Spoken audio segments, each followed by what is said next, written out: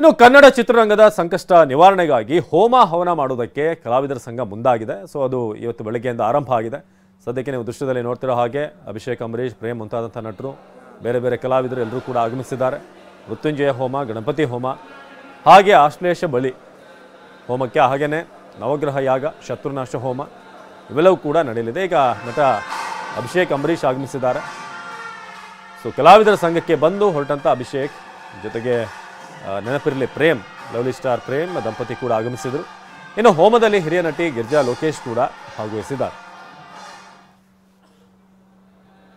ಇದು ಕಲಾವಿದರ ಸಂಘದ ಕಚೇರಿಯಲ್ಲಿ ಆಗ್ತಿರುವಂಥ ಹೋಮ, ಹಾಗೆಯೇ ನವಗ್ರಹ ಯಾಗ, ಶತ್ರುನಾಶ ಹೋಮ ಕೂಡ ನಡೆಯಲಿದೆ. ಚಿತ್ರರಂಗದ ಒಳಿತಿಗಾಗಿ, ಏಳಿಗೆಗಾಗಿ ಈಗ ಈ ಒಂದು ಪೂಜೆಯನ್ನು ಹಮ್ಮಿಕೊಳ್ಳಲಾಗಿದೆ.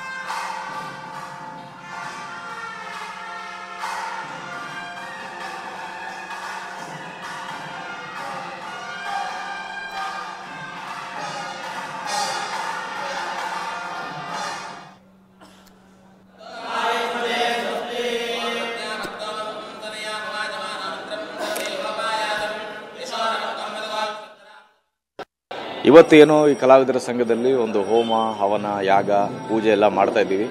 ಕನ್ನಡ ಚಿತ್ರರಂಗಕ್ಕೆ ಎಲ್ಲ ಕಲಾವಿದರಿಗೆ, ಇಡೀ ಕನ್ನಡ ಚಿತ್ರರಂಗದ ಕುಟುಂಬಕ್ಕೆ, ಅದು ಟೆಕ್ನಿಷಿಯನ್ಸ್ ಇರ್ಬೋದು, ಪ್ರೊಡ್ಯೂಸರ್ಸ್ ಇರ್ಬೋದು, ಡೈರೆಕ್ಟರ್ಸ್ ಇರ್ಬೋದು, ಕಲಾವಿದರು ಇರ್ಬೋದು, ಎಲ್ಲರಿಗೂ ಒಳ್ಳೇದಾಗಲಿ ಅನ್ನೋ ಉದ್ದೇಶದಿಂದ ಈ ಒಂದು ಪೂಜೆಯನ್ನು ನೆರವೇರಿಸ್ತಾ ಇದ್ದೀವಿ.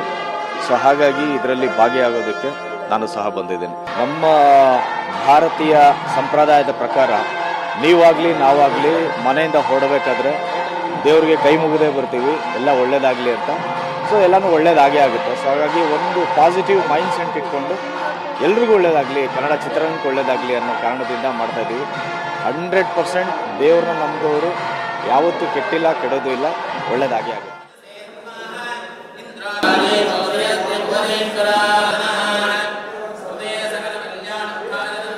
ಇದು ಕಲಾವಿದರ ಸಂಘದ ಕಚೇರಿಯಲ್ಲಿ ನಡೀತಿರುವಂಥ ಪೂಜೆ ನೀವೆಲ್ಲ ನೋಡ್ತಿರೋ ಹಾಗೆ. ಅಂದರೆ ಕನ್ನಡ ಸಿನಿಮಾಗಳು ಇತ್ತೀಚಿನ ದಿನಗಳಲ್ಲಿ ಈ ಕೊರೋನಾ ನಂತರ ಆಗ್ತಿರುವಂಥ ಘಟನೆಗಳು, ಸೊ ಸಿನಿಮಾಗಳ ಸಕ್ಸಸ್ ಇದು ಭಾಳ ಮುಖ್ಯ ಆಗ್ತದೆ. ಬಹುತೇಕ 95% ಸಿನಿಮಾಗಳು ಯಾವುದೂ ಕೂಡ ಹೆಚ್ಚಾಗಿ ಕ್ಲಿಕ್ ಆಗ್ತಿಲ್ಲ, ಸಕ್ಸಸ್ ಕಾಣ್ತಾ ಇಲ್ಲ. ಆ ಕಾರಣಕ್ಕೆ ಈಗ ಪೂಜೆ ನೆರವೇರಿಸಲಾಗ್ತಾ ಇದೆ. ಯಾಕಂದರೆ ಜಾಸ್ತಿ ಬುದ್ಧಿವಂತರಿದ್ದಾರೆ, ತುಂಬ ಟ್ಯಾಲೆಂಟೆಡ್ ವ್ಯಕ್ತಿಗಳಿದ್ದಾರೆ.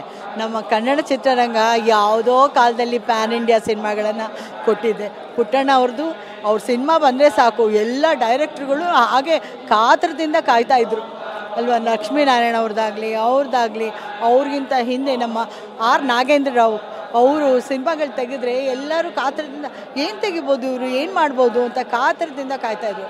ಅಂಥ ದಿನಗಳು ಇದ್ವು. ಈಗಲೂ ಅಂಥ ಹುಡುಗರು ಬಂದಿದ್ದಾರೆ. ಒಂದೊಂದು ಸ್ಮಾಲ್ ಕಿರುಚಿತ್ರ ಅಂತ ಮಾಡ್ತಾರೆ ನೋಡಿ, ಅವರಲ್ಲಿ ಎಂಥ ಟ್ಯಾಲೆಂಟ್ ಇರುತ್ತೆ ಅಂದರೆ ಅದು ಬೆಳಕಿಗೆ ಬರಬೇಕು ಅಷ್ಟೇ.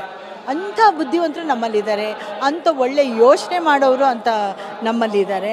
ಸೊ ಅದನ್ನು ನಮಗೆ ವ್ಯಾವಹಾರಿಕವಾಗಿ ಅದನ್ನು ಹೇಗೆ ಸರಿಯಾದ ಚಾನಲ್ ತೊಗೊಂಡು ಹೋಗಬೇಕು ಅನ್ನೋದು ಗೊತ್ತಿರಲಿಲ್ಲ ನಮಗೆ. ಬರೀ ಕನ್ನಡ ಅಂದರೆ ಇಷ್ಟಕ್ಕೆ ಸೀಮಿತ ಆಗಿರ್ತಿತ್ತು. ಸೊ ಈಗ ಹಾಗಲ್ಲ, ಈಗ ಅಂಥ ದೊಡ್ಡ ದೊಡ್ಡ ನಟರು ನಮ್ಮಲ್ಲಿ ಬೆಳೆದಿದ್ದಾರೆ. ಏನೋ ಇವ್ರೇನು ಮಾಡ್ತಾರೆ ಅಂದ್ಕೊಂಡಿದ್ದವರೆಲ್ಲ ತುಂಬ ಚೆನ್ನಾಗಿ ಬೆಳೆದಿದ್ದಾರೆ. ಸೊ ಹಾಗಾಗಿ ನಾವು ಏನು ಹೆದರ್ಕೊಳ್ಳೇಬೇಕಾಗಿಲ್ಲ. ಸ್ವಲ್ಪ ಸಮಯ ಆ ವ್ಯಾಕ್ಯೂಮ್ ಪೀರಿಯಡ್ ಅಂತ ಇರುತ್ತೆ ನೋಡಿ, ಅದು ಇದ್ದೇ ಇರುತ್ತೆ, ಎಲ್ಲ ಚಿತ್ರರಂಗದಲ್ಲೂ ಇದ್ದೇ ಇರುತ್ತೆ. ನಾವು ಮಾತ್ರ ಇದನ್ನು ಅನುಭವಿಸಿದ್ದಲ್ಲ, ಬಾಲಿವುಡ್ ಅವರು ಅನುಭವಿಸಿದ್ದಾರೆ.